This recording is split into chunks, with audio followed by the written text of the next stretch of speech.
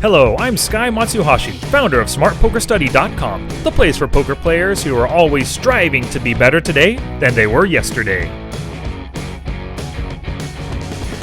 Poker people, in last week's Q&A episode 52, I answered questions about poker strategy mastery versus overload, push-fold tournament strategy, and 50-50 sit-and-goes. This week's winner of the $10 ACR bankroll boost is Ronald G. He signed up for ACR under me and is enjoying the cash game action at the 25 NL tables. Congrats, Ron! And for your chance to win a free $10 bankroll boost, just sign up for ACR through the show notes page, make a deposit, and send me an email confirmation. Use offer code SPSPOD in all caps to get the 27% rakeback deal. Hey, poker people, and thanks for tuning in and telling your friends. Thanks for spreading the word, because that's how we grow.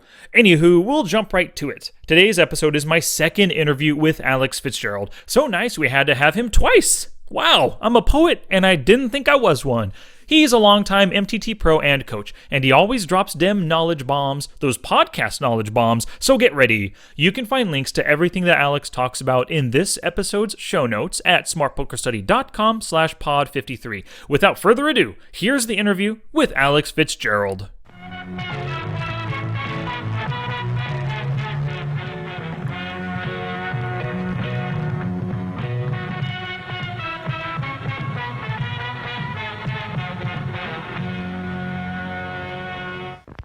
Okay, poker people, we talked to Alex very recently back in episode 43, and he is with us again. He just had a nice $109 buy-in, 5K guarantee first place, and he's got another incredible webinar lined up for this coming Saturday, April 16th. So, Alex, welcome back to the podcast, and thanks for your time today. How have you been? I've been good, man. I actually won two 109 5K guarantees last week. I feel like I'm tooting my own horn saying that, but yeah. If you guys are into the YouTube channel, it's out there, and you guys can watch every hand once we get deep. Yeah. Sorry, go ahead. My bad. No, that's awesome, man. I only knew about the first one. It happened on April 8th, right? Or maybe not the first one. That might have been the second one. I think there was one on April 6th and one on April 8th. Yeah, it's been good. You know, I'm just I'm playing a lot of small tournaments because I just don't. I feel you when it comes to having the kids and everything, just because I don't have kids, but I have, I run a studio, I run a physical therapy clinic, I'm putting out books, I do the videos for card runners and stuff, and I have 1,000 students, so I only get time to really play at night. And it's been really cool because there's a lot of small tournaments, but people just get to the point where they're like, I gotta get to work tomorrow, and yes. They just punt out the chips, and it's like, whoa, okay, I guess I have a lot of chips now. This is great, let's move forward from this point. And yeah, I was really blessed to get a couple wins and then be able to put those up, and kind of show you guys I know what I'm doing too. It's always nice. Oh, without a doubt, it is. Yeah, you kind of prove you give some bona fides when you keep winning tournaments like that. Right. You want to show. Well, I want to know my strategies are current too, because there's a lot of stuff people say in training videos, and I go, that sounds all well and good, but I don't think that's working that well right now. And sure enough, I kind of go through the hands, and I go, yeah, recent hands, and it's like, yeah, it doesn't seem like there used to be this play when I was a kid, they used to call it hood flatting. I don't know why they called it that, but 2009, 2010, I would raise and a guy would 3-bet me. And back then they thought you had to 4-bet or fold. So they would do it all the time with weak hands and just kind of, if you 4-bet, they had a plan. If you folded, they had a plan, but they didn't have a plan if you flatted. Uh-huh. And I used to just flat with my entire range because people would go, what the hell? Yeah. And then they would, they just check, and sometimes I would call with my entire range, and I would just donk lead 75% of the pot on the flop, and 9 guys out of 10 had no idea what to do, and they would just the bet needed, or I would bet 2/3 of the pot, and the bet would need to work about 40% of the time. Yeah, and generally people were not defending with 60% of their hands. Sometimes they would show me second pair and fold, or even third pair with 2 overcards on the board. If you're folding that, you're folding 55-60% of the time. The play has a huge edge. And then just one day, 2012 to 2013, it just stopped working, and then just everybody seemed to get the memo at the same time. So you would be watching a training video like 3 weeks before and they'd have that strategy and it would sound all well and good, but I knew it was, you know, it was teaching people the wrong thing. So I try to show people like, look, this still works, right? And on different sites, like one of those wins was on Party. One of those was on America's Card Room. There's other videos going up throughout the week on PokerStars. I don't play on PokerStars that much, but I do try to get some content out there. Gotcha. Well, speaking of strategies, when I was watching that 109 win on YouTube, and by the way, your YouTube channel, I think you mentioned already, it's called Assassinato Coaching on YouTube. Everybody out there, if you're listening right now, go ahead and hit that up, subscribe to it. He's got some great tournament wins and some notable finishes too on that as well. But in that final table, there was a hand where the board came out 2, 3, 4, 5, 6. There was a straight on the board, right? The guy, your opponent, bet into you, and you raised about 3x or so, 3 times his bet, give or take. I don't remember exactly. Yeah, but you had said when you made the raise, you said, this guy's doing my normal play, what I try to do, so I'm going to raise him here, and he's going to fold most of the time. What is your normal play like? What was your thinking, or what were you thinking that he was thinking at that time?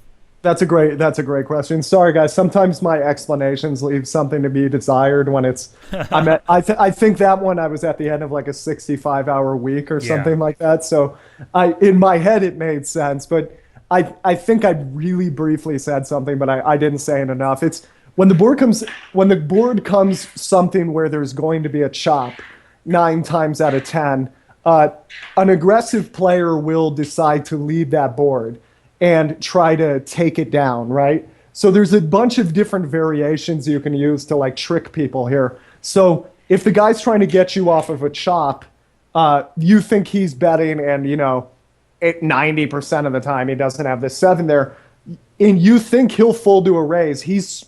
A lot of the guys that do that play realize that you cannot call because you're calling for half the pot, right? Mm-hmm. So you have to be really sure to call there for half the pot. Most people aren't that certain. So he's gambling on the fact that you know that.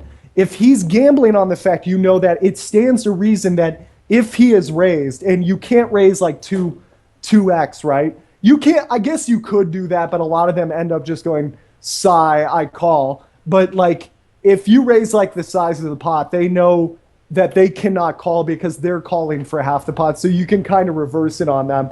A great time to do this, like let's say the board comes like, I used to do this in cash all the time. Like let's say the board comes like Jack, Jack 4, and I have like Ace 10 or something, right? And the guy checks in the big blind, I check back. The turn is an 8. He checks, I check behind. The river is an 8. He checks.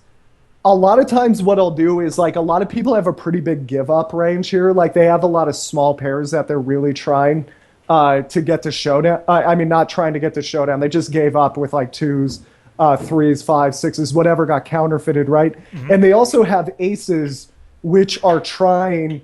They also have aces which are trying to get their chop, right? Yeah. And you bet. I always like overbet there. I bet like 1.2x the size of the pot. Because a couple things can happen. One, you get the guy off the chop. That's great. Another thing that happens a lot is the guy with the small pair goes, well, this makes no sense, right? Like, why would he check the jack? Why would he check the 8? And then, furthermore, why would he overbet on the river with that hand? I'm going to turn my hand into a bluff and check raise there, and then you just snap them off and pick up the money. And this would work again and again and again. There was only a couple times, you know, I had one guy figure out what I was doing and check raise like huge with like 9s. And he just looked like a genius when I called. But 9 times out of 10, it would work in the way I wanted it to work. Wow. That's some great stuff. I'm definitely going to put that in the show notes for everybody. So, wow, Sweet. That was killer. I'll use that for myself without a doubt. I'll make a little post-it note for myself for stuff like that. But one thing I want to ask you, so you have a ton of final table experience, right? And at one point in this final table, you were talking about, you know, you drank a ton of water, so you were nice and alert all day. Everything was going well. often, and you started the final table at like 7th in chips, maybe something like that, right? So you were kind of a short stack through most of the final table. You found a few nice double ups and stuff. Then you took the lead. But when you're so short stacked at a final table, how do you really avoid from saying, "Oh well," and just jam your stack in on a bad bluff? Like, how do you keep that presence of mind to continually use your HUD to think before all your decisions and not just throw it in with 10 or 13 big blinds? That's a really good question that nobody ever asked me. If you give up ever in tournament poker, you should not be playing tournament poker. That's my honest to God belief, because you are pushing such a small edge with so much variance. Not a small edge. You can actually, there's a lot of money in tournaments just because a lot of the things that have gone the way of the dodo since 2008 in cash games are still ever present when it comes to tournaments. However, the thing is there's quite a bit of variance. So if at the final table where the lion's share of money is within grasp, you just kind of throw it off, you really need to build a response that makes you not want that. What I used to do in the days, I didn't have this when I had a lot of money and I paid for it dearly. And then I had to build it back up. And one thing you can do is you can punish yourself. There's an article called Pain Poker Penance that I wrote for WPT magazine. You can look that up. And essentially what I would do is, we all kind of know when we make a big error. You know, it's a lot like baseball. Like in baseball, everybody knows what an error is. Like it just, there's usually not that many arguments about what's an error, what's not. When you watch a baseball game, because like when the ball just flops out of the guy's glove and goes the other direction, it's pretty clear. In poker, it's a little harder, but I find most people have a little voice that lets them know, you know, that was kind of pushing it, right? And you can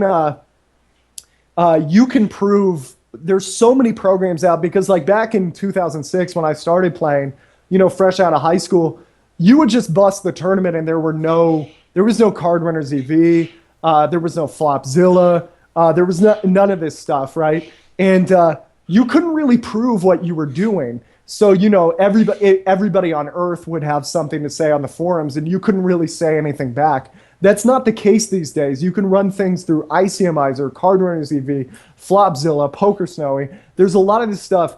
And if you go through and find most things clear, you know, if most of the programs say like the play was okay, then, you know, you might want to say like, hey, you know, pay attention to your instincts a little bit more in the future. But, you know, you can sleep well tonight because it looks like you couldn't outthink the best programs in the game. And that stands to reason. However, if you find it was a clear mistake, you have to have like things that you do. So it would be like if I had like one mistake, I had to like call a family member I didn't particularly adore talking to, right? Yeah, you gave yourself punishments. Yeah, exactly. If it was like two mistakes, it'd be something like I had to mow the lawn or something like that. Obviously, this is if you're playing like high stakes like I am. Like for you guys, it might be when you're you can get away with more mistakes when you're playing lower stakes. And honestly, you should be making more mistakes as you come up in the game. But you know, it might be like 4 or something like that. You go like mow the lawn or whatever. But like when it got to like 5, it would have to be like, you know, go help at a soup kitchen or something like that for the day. Or like mine was like I had to clean out the gutters, or I had to like paint the house or something like that. And then what ends up happening is when you're not playing well, you take time off. It's amazing. People with all this money in poker will do anything in their power to avoid like cleaning their gutters, right? Yeah. Like the money will not mean as much to them. And I bet a lot of guys at lower stakes have this too, because the money just doesn't really feel real. It kind of feels like a video game. And I also think you should have rewards too. Like a lot of times you're in makeup, you don't really feel that good when you win a tournament. I have like a little tradition where like I buy something for myself that's like $20, $30 every time I win a tournament. So that's usually like novelty t-shirts that are really stupid with like old video games and stuff like that. Or, you know, it could be like, it's usually video games, I'm not going to lie. It's like classic video games, or it's like I recently got, what was it? I got a Shenmue t-shirt. I was really into that because I love that game, and there's never been a t-shirt for it before. But I found some website that might be like doing it illegally. But yeah, anyway, I ordered one. But you have to give yourself like rewards, and I do. It's kind of the carrot and the stick thing, right? You're gonna have to. I find a lot of people, the people say like, we're not that basic, and I'm like, oh yes, you are. Like, trust me, this does work for most people, right? And you can be really creative with this. I had a friend who was a fantastic poker player. Really liked to go out and party on the weekends, and we came up with a system where if he made like 5 clear errors in a week, he just couldn't go out and party. And then he ended up just studying those weekends anyway. So he became a lot better the next week because that was what he was into, So yeah. I also think you have to, I don't know, there has to be something in you that just feels like, another good thing is like tracking all the final tables you make during the year and tracking how many of them you win.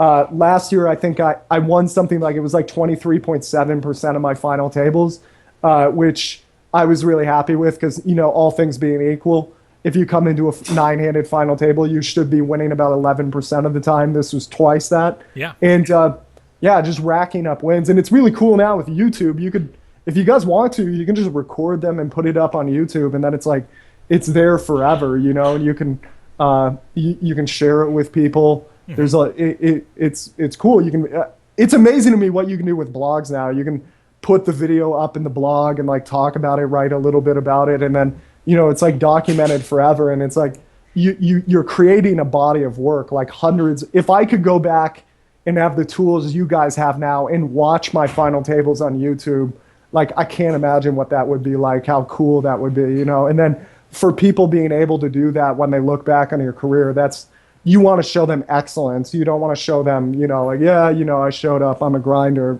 yada, yada. Yeah. Gotcha. Well, you're off to a good start now. Your YouTube channel has, I don't remember the number, 10 or 11 good videos of you at the final tables or close to final tables, with a lot of those tourneys. Thank you. Yeah, no, I didn't even think of like building a YouTube channel. I just I was really sick of doing the Twitch like 4-hour, 5-hour thing. And then it hit me. I'm like, if I don't like making these, there's a lot of people that do not like watching this. Yes. Right. And then I just decided I'll cut out all the filler and I'll just make it an hour with nothing but strategy content. Once in a while I'll go off on one of my diatribes, but I'd like to think it's a little more pointed than when I'm just like filling time. Totally. And and people love it, man. Like people are really into it. And even on Twitch, like last night, I just, I ran a replay of one of those videos, and it got like 1,000 viewers like throughout the night. Like, and that blows my mind. You know what I mean? And I was really embarrassed because I plugged my iPhone in and then something came up on the screen. It was there for 9 hours, but yeah, it was cool. it was cool. It was awesome. Well, great, man. Well, congratulations again on 2 wins. That's incredible. I'm really happy for you there. Thanks, the man. last time we had you on, you had talked about, or it was right before your webinar, The Professional's Mindset. And I have to say, it was an awesome webinar. I really loved it. I got a ton out of it. And in your podcast, you had talked about John Wood quite a bit, as a mental coach. And by your podcast, for the listeners, I'm talking about Alex's 1 Hour podcast that he does weekly with Barry Chalmers. But you have talked about John Wood quite a bit. He's a great mental coach. And in the webinar, he gave everybody some killer information. And I know your history with him is you helped coach him a lot on his poker play. But how did he help you as a mental game coach? Like, what mental game issues were you suffering from? I had this thing where, there's quite a bit that John Wood unraveled that was pretty interesting. The first thing he said to me, which pretty much changed my life, is at that point I was just going full speed ahead. And I was making a lot of money, but I was pretty miserable because I put in the same number of hours per week now, but I'm a lot happier because something he said to me is like, you think you're going to be successful in poker and that's going to lead you to do all these other things that you want to do. It's not like that. Once you start doing the things you want to do, you'll start really appreciating poker, having fun with poker, and you're going to start winning again. And lo and behold, I made an F-Tops final table like a couple weeks later because during those weeks I started, this has been a big thing the last couple of years for me. Like I rapped growing up. I was really into rapping and like battling and just, being with my friends, like doing that. And that's something I hadn't done in like years and years and years. And I was really into writing. I was really into like opening other businesses. And I really wanted to open other businesses, right? And I just always thought, I'll do this after I get this money with poker. I'll do this. And he was like, that day's never going to come unless you're enjoying what you're doing right now. So you should just go out and do it. And like, lo and behold, I'm making more money. I'm doing the things I want. I have the studio. I have a book out. I have other books done that I'm looking to publish. I'm doing the battles. And it's been a great time. And it made me realize there's a lot of poker players. A lot of poker players experience like extreme success at the beginning because they're really excited about it. They're still in school, or it's still something very new to them, and they're balancing it with their whole life. Then they make poker the complete center of their life. Like I always say this to kids, like they're always like, yeah, I really want to move to Europe and play the European Poker Tour. And I always go, oh yeah, man, like take some classes in English, like at a local university. You'll meet tons of people, right? Like and if you want to meet girls, it's a better way to meet girls like in the classroom than, at some club, like just getting trashed. And they look at me like I'm from Mars. Like, go to school? Like, why would I go to school? I don't need to get a degree. I'm like, yes, that's not the point, right? Like, study something you're into. It's like, yeah, I used to be really into studying French, but like, I don't have time for that now. I got poker. It's like, I don't have time for, people always think, poker players always remark, it's like, it's so weird how into like video games you are, or like movies or books. And I'm like, I'm good at poker because I spend time on other things. Like you guys just get exhausted because that's all you ever talk about, think about, do, right? And I was doing that already, but John was like, you got to take this further. You got to take entire parts of your day to do stuff you actually love. And that was really good. The other thing is we talked about, like I always hated a lot of mental coaches because it's like, just think positive, just think positive. And, John was the first one to say like, well, the reason you're successful is how pessimistic you are. Like in his words, an optimist is somebody who gets 20 in blackjack and goes, hit me. That is the picture of an optimist, right? Mm-hmm. That's probably not the type of person you would like to be at the poker table, right? Now, I'm unrelentingly negative. So like, there's a lot of plays I do where I go like, let's imagine the worst case scenario. And if in the worst case scenario, we're not profitable, let's not consider it. And people go, that's so dumb. You're not going to be in the worst case scenario that often. I'm like, I do not care. I would rather assemble a game that's built off of plays where like nobody on God's green earth could feasibly outplay them than hope for the best. I always believe tie is going to go to the other guy. I never leave it in the hands of the judges. And every mental coach I've ever talked to did not play poker. And a lot of them, this isn't like Jared Tendler. Like Jared Tendler has like a lot of like great wisdom. I loved his book, The Mental Game of Poker, but there was a lot of like used car salesmen in there. And they always wanted to work with me because admittedly my mental game just wasn't where it needed to be for many years. I don't really consider it a huge problem, but I did have, I probably had a bit more of a traumatic upbringing than a lot of people. And I kept doing this thing where I'm like, I'm fine. But like, it was pretty clear I had a problem, right? Yeah. And there was a lot of people that I think kind of just wanted to come in and, do all this like, oh, it's think positive, everything. Well, I'm like, bro, I can't think positive. That's not my wiring. That's not where I'm from, right? My goal is, it's never going to happen again, right? And John was the first one to go like, the reason you're successful is how pessimistic you are, right? And he was like, but you do have to ease off on that in some places. And just because we started from that point, I started seeing when pessimism was really appropriate. That's really good when you're doing like equity calcs and like when you're formulating a strategy for a guy who is like, who's going to his first live tournament. You want to like not leave anything to chance. You don't want him to flounder out there, right? But that's not really good when you win a tournament and you go like, yeah, I got really lucky, and you give no credit to yourself. That's not really good because there's nothing really to build upon on that. And you start getting a lot of confidence when you start really owning like, yeah, I did that. Like a lot of people, they do why the hell do you practice for 3 weeks to do a rap battle that's over in 12 minutes, right? And it's like, well, I get to keep that in my back pocket for the rest of my life, that I was a foreigner in a foreign land. I went in, I rocked a crowd and I trashed the other guy, right? And then I left. Like, I get to carry that in my back pocket for the rest of my life, right? I can remember those times, those spots. I killed it. And I can build off of that. And then it's really interesting. Dr. Tricia Cardner, who I work with as well. By the way, this should be a lesson to you guys. Like, I've been playing poker for 10 years, millions in earnings, have done the tour, own a home, own a music studio, doing well, right? I still have like more coaches than anyone I know, right? Like, I have a lot of consultants that I work with, right? I don't just try to create it all alone. But yeah, with Dr. Tricia Cardner, I found out, she's a legit doctor, right? Mm-hmm. And she was talking about all that positive thinking stuff. Like, there's not evidence like it's working with a lot of people. And she got me into acceptance and commitment therapy. She sent me a book.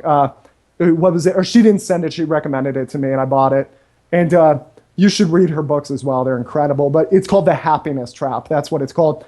And it's just incredible, like how it breaks down the mind in this way. Like, the mind is like a TV that's on in a room, right? Now, some people's that's your subconscious, like, just talking to you, right? And everybody has this running TV going on in their head all day, and they hear things. Now, some people's programming is set to, you're a loser, you suck, everything you do sucks, right? Some people's TV is really loud.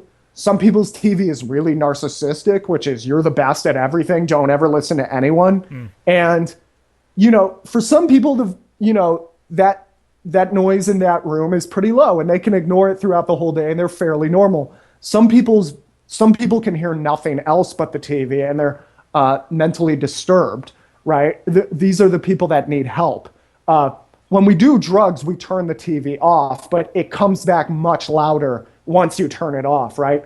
The goal is to not really pay attention to what it's saying unless it's something useful. So that what positive thinking tells you is to just turn on your own TV with your own programming and turn it up really loud in the same room and try to drown out the other TV.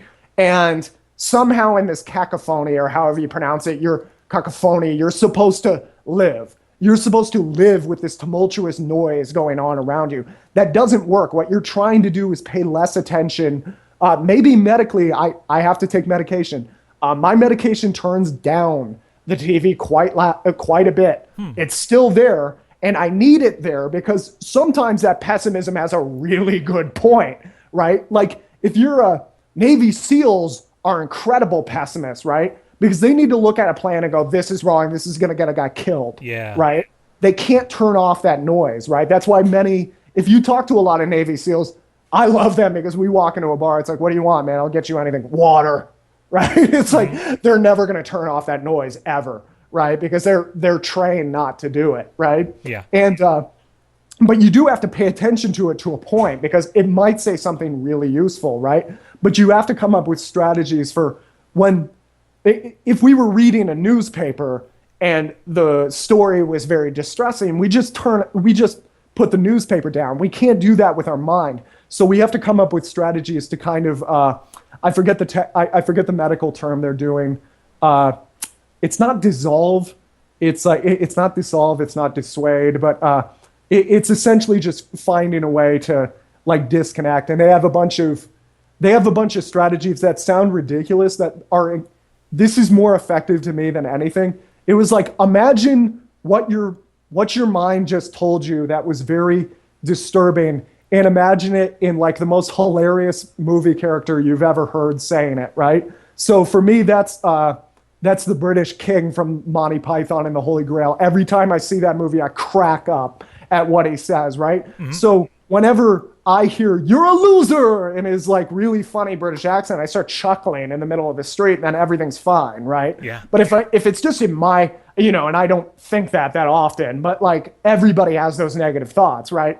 But whatever it is that goes through your head, you just kind of let it go, right? And then they do this thing where it's if some like visual goes through your mind that's like really tough, like try to imagine it as a ridiculous like telenovela, right? are like a foreign movie with like have the subtitles there so you can realize how ridiculous it is in plain English, right? And a lot of times you do this and you just realize, oh, those were just people being stupid, all right? That was just that's not true, right? But if you're fighting against it, if you're like, no, I'm not a loser. I'm not, well, what about when I did this? What about when I did that? Well, now you just, you have two TVs blaring at each other and you're not going to be able to function. And you're not hearing the other television, which is telling you useful things. And it's like, yeah, going on this journey, as you can see, I get pretty excited when I talk about it. Going on this journey has been, I really believe if you play poker to become a better person, you will win every single day of your life. And poker demands you become disciplined and demands you become a better person. It can make the worst of you come out. It can make the best of you come out. But if you go in to play poker every day to become more patient, to be more understanding of yourself, to fight with yourself. It's kind of like meditation. The point of meditation, as Dr. Tricia Cardner put it to me, is to struggle. The more you struggle in meditation, the better your focus becomes, because everybody struggles in meditation, right? And it's the same. Poker is a meditation. You have to focus on what you know is right, even when everything is screaming wrong, even when your money is being taken away from you and given to another man you find less deserving, and he's stacking it up with his grubby fingers in front of you and sipping his Red Bull and Coke, Red Bull and vodka, and joking about you, right? This is the ultimate practice when it comes to mindfulness. And if you can't find it there, but it becomes really good because I get into arguments with like my family members, and I used to fly off the handle when I was a kid because that's what white trash people do. But like now I just go, okay, hold on, and let's calm this down, right? Or I've learned from these mental strategies, like if you can make this funny in some way, everybody's going to be much more understanding, right? Or if you're trying to find the smidgen of truth in what the person is saying, and you acknowledge that, then the person is much more receptive to you because you just showed you're making an effort to listen. And then when you talk, they're more likely to listen to you. But yeah, it's a wonderful journey, and John got me started on that. So, it was really cool to do a webinar about all that. A lot of the stuff I just talked about is not in the webinar. It's better. No, yeah. It's good. It's good stuff, though. A lot of the stuff that's in the webinar. Maybe we'll have to do a sequel one day. Yeah, that would be awesome. I'd be there for that. John would seem to really know his stuff. This was my first experience, seeing anything that he's ever done, and I'm into working on my mental game because I do have some issues, especially when it comes to just tilt and anger, and especially when it comes to just dealing with suckouts from fish and that kind of thing. Entitlement tilt is a big part of my issue. What I got from Jared Tendler's book, and it's something that I'm always working on. What always helped me is like if you can imagine, did you ever gamble on anything else like pool or not really, chess? No. It's like I don't know, just like growing up like with gamblers and stuff like that, like you would play horse out in you would play horse and you'd make the first game like $5, right? And you'd pretty much give up the game. And then the second game was $5, and then you'd act all pissed, like, let's go $50 now, right? And we would do something like that, and then you had to practice like 4 trick shots like all week, right? And you would make those be the trick shot. Like it has to snap off your elbow or something like that. I am horrible at basketball. It's my worst sport. I don't know why. My dad's like a championship basketball player. He was like state champion in everything from Alaska, right? And like when I was shooting as a kid, I didn't do it like the right way.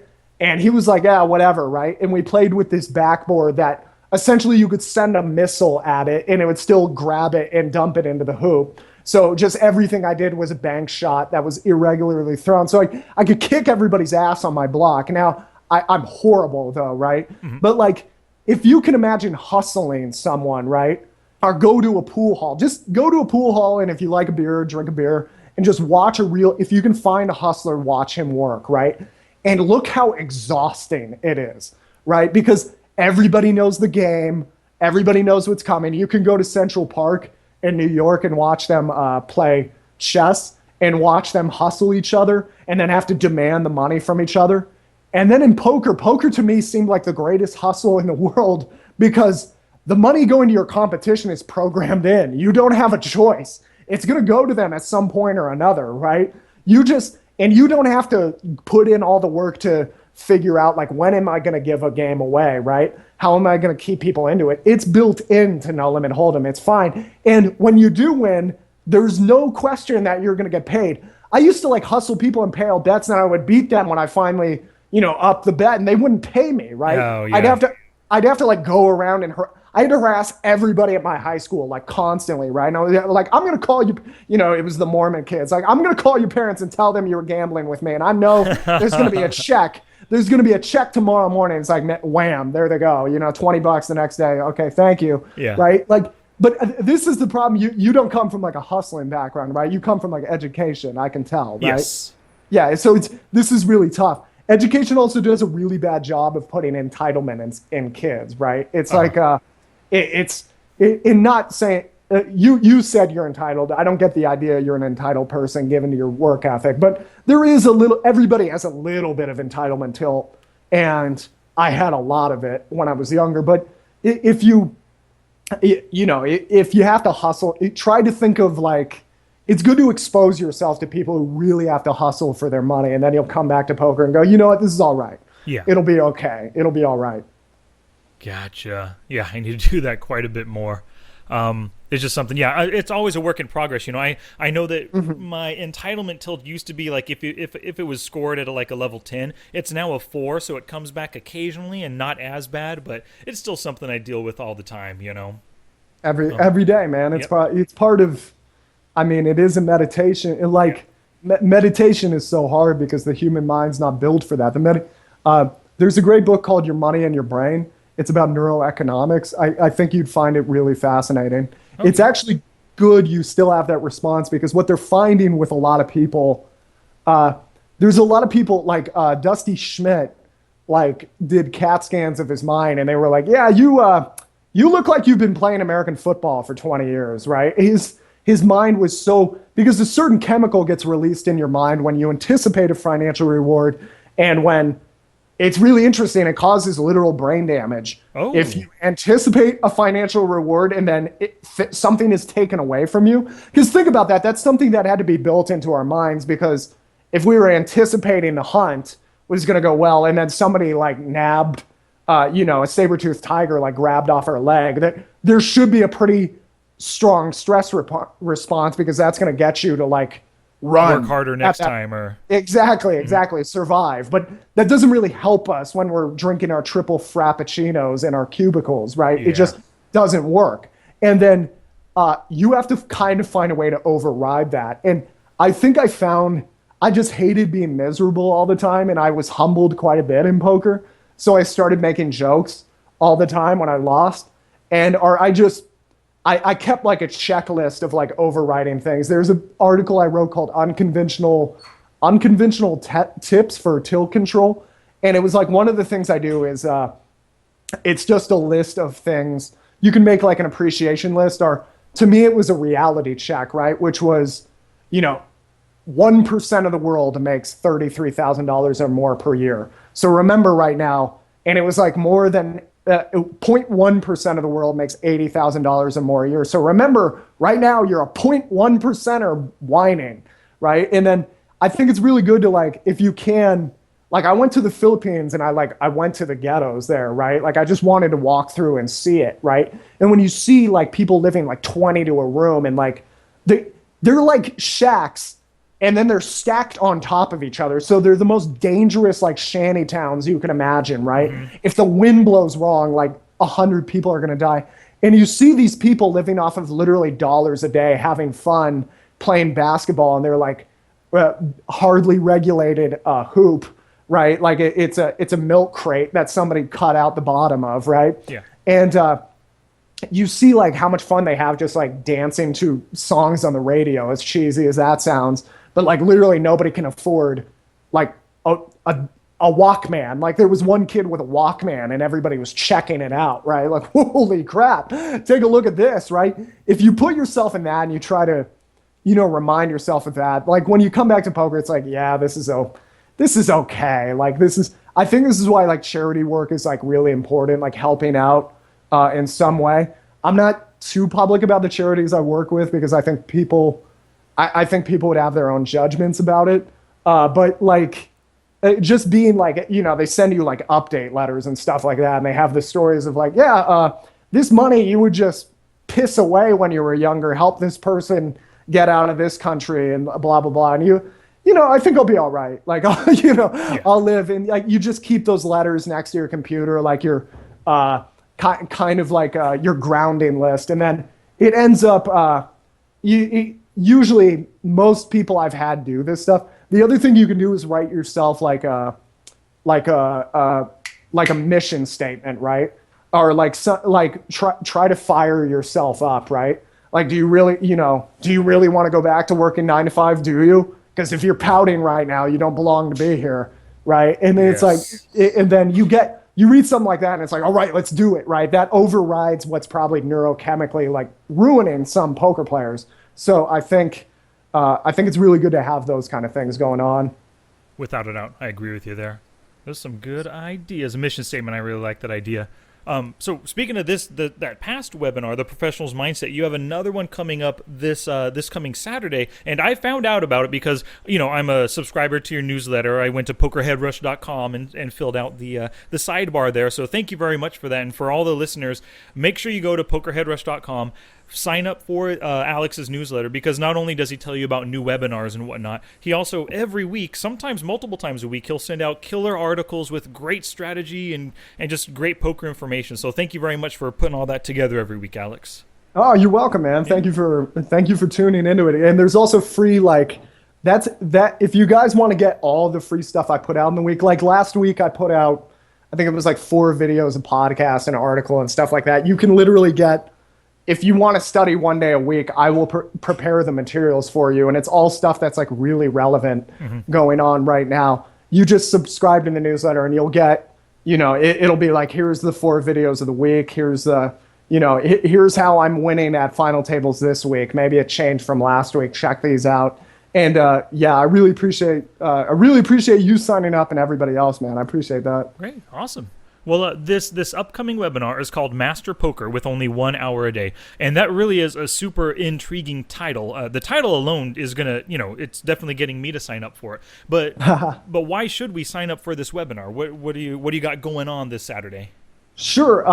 Well, essentially, this grew out of I had a lot of students like come in, and they were like really good people, really smart. A lot of guys were like really good at whatever their other profession was, and they would say to me, I really want to become good at poker, but I just don't feel like I can compete with like, this Latvian kid who like plays 8 to 10 hours a day and then studies 4 hours a day. And then that got me thinking, I was like, why are there so many lawyers that like, I know like 10 lawyers who've opened up like a successful restaurant, or like I know of like 10 lawyers who've opened up a successful restaurant or made a documentary or did something outside of law, right? Or they became like comedy writers or something like that. You're really into podcasts, guys, so you've probably heard these guys on Adam Carolla and stuff like that, right? Yeah, and they're fascinating, right? And in my personal like lessons, I've met like 3 doctors who are like scratch golfers, right? And for those of you who don't know, that's like handicap 0, right? Like 450 out, 2 shots, you're there, right? And I was like, how the hell is that possible, right? Because there's kids that spend their life, there's lots of parents that want to ruin their kids' lives and just make them go out to the links 6 hours a day, and they're not as good as these doctors who have like no time. And then I realized, the hours you put in does not equal skill, right? There's a reason these people excel so fast, and it's not that they don't have to put in a lot of hours. A lot of them do put in a lot of hours and are pretty obsessive, but they're also studying the right things. Typically, the doctor has the money to hire a coach. The coach is incredible at teaching you how to purposefully practice. It's like, no, you got to hold this a little higher. Okay, swing your hips a little more. Okay, at the end of an hour, you might have learned more in that hour of learning golf than you learned in the past year. It's the exact same thing with poker. Just as like that doctor who learns how to become a scratch golfer, he doesn't go play 18 holes of golf or plays like an open tournament to learn. During the week, he putts in the office. He goes to the driving range. He'll go and play 18 holes on the weekend. He'll chip at the end for like an hour or two. Maybe he'll have he'll have his headphones in and he'll do business calls while he's doing that. And that turns him into a badass golfer. And some of those people have like made it on the US Open and had Cinderella stories, right? You can do you can do a lot more in poker, because poker, like golf, requires an incredible amount of focus and mental fortitude. I was like a choke artist when it came to like other sports, right? And I didn't, like, there were times I really needed to rise to the occasion. I didn't do it in like championship baseball games. I mean, I did fine in football, but it's pretty hard to mess up my position. I was a left tackle, which means I have to let the quarterback not get sacked, which is pretty easy. You just hit the guy really hard and hope for the best. But like in wrestling, like when I got to the big matches in wrestling, I just wasn't quick on my feet, right? And poker, if you get the training in, as long as you can, there's a saying in the military: we don't rise to the occasion, we fall to the level of our training. And you can really get great training when it comes to poker, and you don't have to pay a personal coach for it. In fact, one of the worst things you could do is pay a personal coach sometimes, because and this is from someone who has 1,000 clients that I work from personally, okay? Because I get so many guys and they're like, yeah, I worked with this guy and it was a complete waste of time. Or they give you a bunch of scattered ideas with no idea as to how to apply them. That was kind of the focus of the professional's mindset. They give you all these scattered ideas and then you try to implement them all at once, and what you receive is just chaos. So you're back to square one.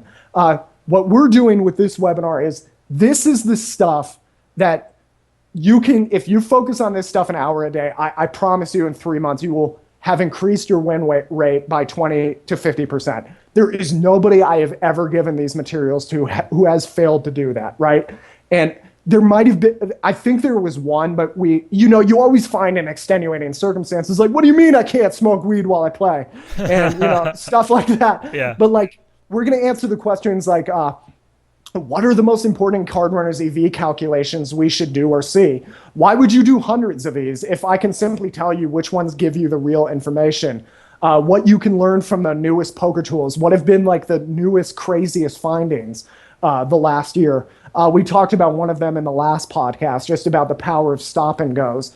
How can we save our big blind as much as possible? That's a huge one, because if you fold your big blind every single time, you're losing 100 big blinds per 100. If you fold aces under the gun without an ante, there's no losses. You're losing nothing, right? So everything, if you save 1/10 of a big blind on average, that doesn't sound like much, but that's 10 big blinds per 100. Now, we're also going to discuss, this is some new strategy, but how we can manipulate our bet sizings to save our small blind more than the limping style players. A lot of the limping players I've noticed are like -15 from the small blind. I'm getting my guys up to -10. Just by that's what I'm at, and I'm getting them to. And we're discussing like the bet sizings that create that. And the weird stuff is, it's not even that hard. Like, it's not as elaborate as you would think to get that kind of gain. We're also going to discuss how you can deliberately practice, what statistics are the most important on a HUD. Why would you look at 40 numbers when 3 to 5 can give you the largest gains? When you should be 3-bet bluffing and when should you not bother? How can we determine if we do it too much or not enough? What hands cause people to lose the most money in today's games?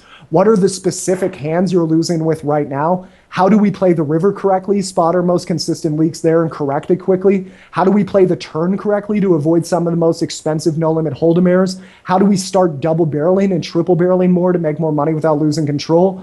What are the largest leaks right now? What are the largest leaks right now in the competition? How can you quickly calculate whether your bets were profitable or not? How can you take lessons from your study and turn them into rules to play by? How do we use Flopzilla to double barrel more effectively? And this is one huge one for deliberate practice. What 20 filters out of the thousands available on Hold'em Manager and Poker Tracker actually tell you how to improve? You can literally make like thousands of the most niche statistics. I'm going to go over the ones that really like help you see what's going on. And what is at the end, I'm going to give my 12-step process to recover your game. And it's a lot to put into like 3 to 4 hours, but I'm really confident in the material. We pretty much have the whole thing written out and like made into a webinar, made into a PowerPoint right now, and I'm really confident about how this one's gonna go. Wow. Holy cow, that sounds great, man. I can't even imagine fitting all that in 3 to 4 hours, but if anybody can do it, it's you, that's for sure. Thank you, sir. I appreciate man. that. And you guys, by the way, when you buy a webinar, you can write me.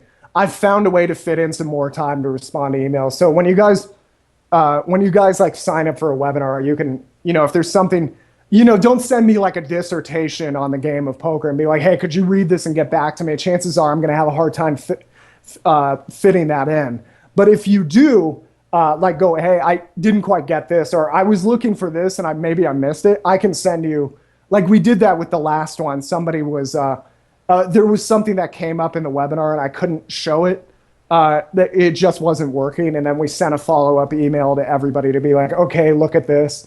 And here's the screenshots and you can apply that. So we're working on this. I love these webinars. These webinars are a lot of fun.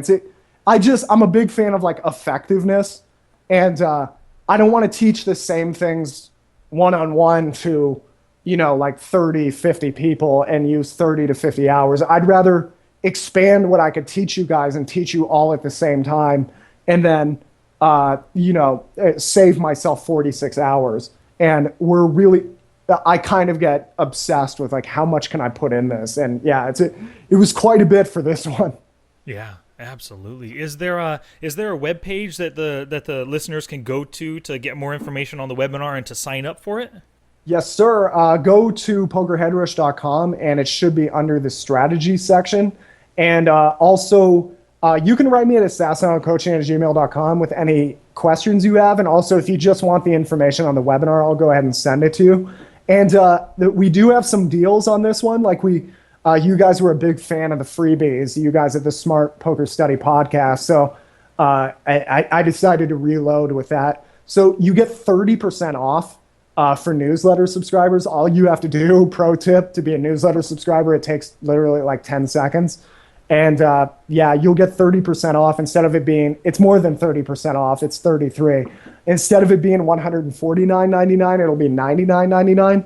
And it's 40% off for those who bought the last webinar if they register before April 16th. That's $89.99 total. And you can also get that discount if you buy the Professionals Mindset videos out now. So if you buy them both together, that's $189.98. And with all of these purchases, you will get a free copy of your choice of That's a Check Raise Fool, Dissecting the Donk Bet, You Flat Too Much, or Why Pisagno is Right. So you get a free one of those to come with you. So yeah, that's just my gift to you for you guys signing up. I really like to have a lot of people there. It's cool to have like a big crowd and get all the questions and everything. I am going to have to be a little more careful about how many questions I take this time because we had a really boisterous crowd last time. But we'll definitely we'll get a lot of you guys there. That's just my gift for you guys coming out and making it a big crowd. And if you can't make it that day, you can still get the discount if you buy before April 16th, and I will send you the recorded videos 2 days after. That's awesome. Yeah, thanks for all those discounts and everything. And that's what I'm planning on doing. I'm busy Saturday all day, but I'm going to sign up without a doubt, and I'm just going to watch the videos when they come out on Monday or whatever day it is, Sweet. Awesome. No, that's a great plan. Yeah, and I do have one last question for you. Sure. Oftentimes when you talk about all these products and the things that you put together, your videos and your webinars and series, you often use the word we. Is that the royal we, or do you actually have a team of people that helps you develop all this stuff? I do have a team of people. I do have developers. Okay. I do have, what's the royal we? I've never heard that. Well, it just means like you say, instead of I or us, you just say we to kind of like include everybody in the world. Like, it's just like, instead of being like self-centered and I this, I that, you say we to make it sound more like you're part of a team. Yeah. I am an Alaskan native. We don't have I in my culture. It's all we. No, I'm just kidding. People say that dead serious in Alaska. They'll be as white and blue-eyed as I am, and I'll be like, okay, dude, I think we're a little far from the.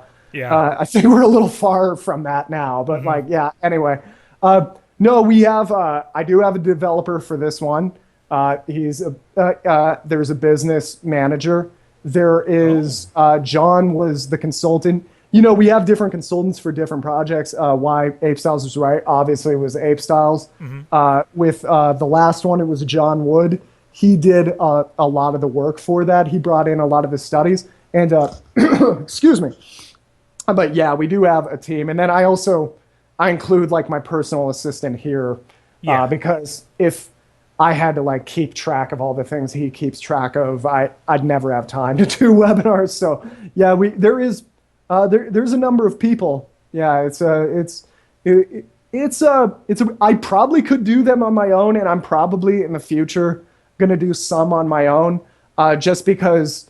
Well, it's a lot of money paying all these people, but at the same time, it's a lot of moving parts, which is really good with something like this, which is a really big, like this is one of my favorite webinars I've ever done. I really wanted it to look good, sound great, all that good stuff. And, but like if I'm just going to do small ones in the future, or even some free ones I'm looking at doing, just to, say hi to everybody and maybe teach something that's available on the internet for free, but I'd like to give my own spin on it and show people like where I made mistakes when I was learning it. Like I'm not going to be able to pay the amount I pay for the PowerPoints right now, or not the PowerPoints, but the PowerPoints and like the business coordination and the advertisement. Oh yeah, there's two designers usually. There's the guy who does the PowerPoint, and then there's the guy who does the ads, right? And then the poor guy who does the ads, like I call him like 8 times and be like, this is wrong and that is wrong. And like before he does it. And then of course there's the Facebook ad team, which has a lot of problems with me because they're like, this is a gambling product. I'm like, technically no gambling takes place in these webinars. They're like, well, what's it about? I'm like, Texas Hold'em, are they playing for money? I'm like, I don't know. Like, but yeah, there's Facebook ad teams and stuff like that. Yeah, there's a lot going on. It's fun though. That's great, man. You got Team Assassinato over there. Yeah, pretty much. Assassinato coaching. Yeah, it is a team effort. Awesome, man. Well, thank you so much. It was awesome having you on today, and I totally appreciate your time, and I'm sure the listeners do as well. So thank you very, very much. Thank you, Sky. It was a great time. Thanks for having me on. Absolutely, man. Yep, I'll see you on Saturday, or maybe I'll see you in the recorded videos on Monday. All right, man. See you then. All right, take care. Thanks. I'd like to once again thank Alex for joining us today. You can find everything that Alex and I discussed today in the show notes at smartpokerstudy.com/pod53. So head on over. And if you sign up for the webinar, let him know you heard it through the podcast and he'll send you a bonus webinar of your choice. And of course, thank you all for listening. Send me your constructive feedback. You can also email it to me at sky@smartpokerstudy.com. Tweet me at SmartPokerStudy or post it in the Facebook group at smartpokerstudy.com/discuss. And I need your questions for Friday's episodes. And don't forget to get 27% rake back on America's Card Room by using the offer code SPSPOD. Alrighty, poker people, be sure to listen to Thursday's episode number 54, where I talk about maximizing your online poker HUD with some HUD essentials. And yes, you heard that right, a Thursday episode, which means it's Bonus Podcast Thursday! Word of mouth is the best advertising, and a recommendation from you to your friends is super appreciated. If you enjoyed our time together and learned a little something, please share it with other poker people. Until next time, study smart, play much, and make your next session the best one yet.